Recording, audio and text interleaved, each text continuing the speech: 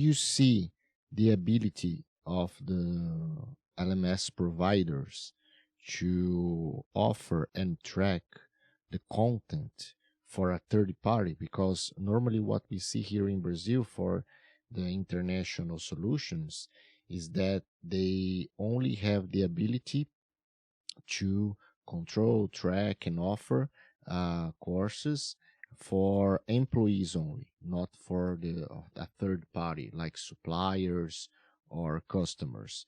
Um, have you seen that now they are able to do that in US?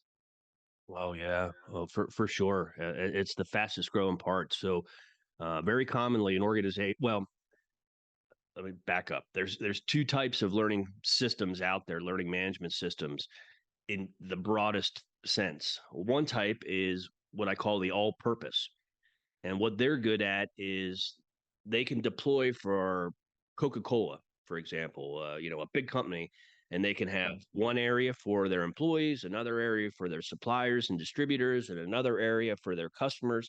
It's all the same LMS, but they're all completely different. You can't see one from the other, one group from the other. They have different delegated administrators.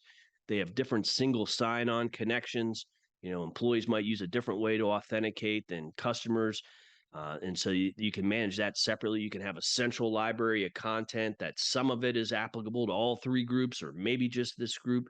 So the ability for these all-purpose learning management systems to manage 2, 3, or 10 different diverse audiences, employee versus non-employee audiences, is core capability.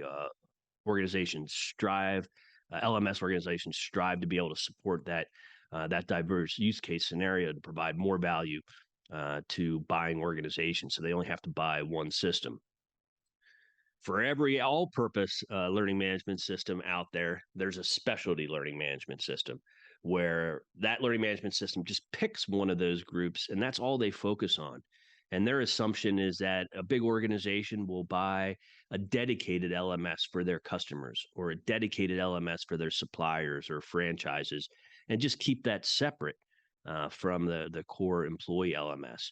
And so I found that it's almost a 50-50 split in organizations that I run into that want to have one LMS that services all their audiences, or those that just say, a lot of times because it's under different political hierarchies, different budget cycles, that your customer service group or your sales group or your channel partner group, they just go out and buy their own solution and deploy that for their external audiences.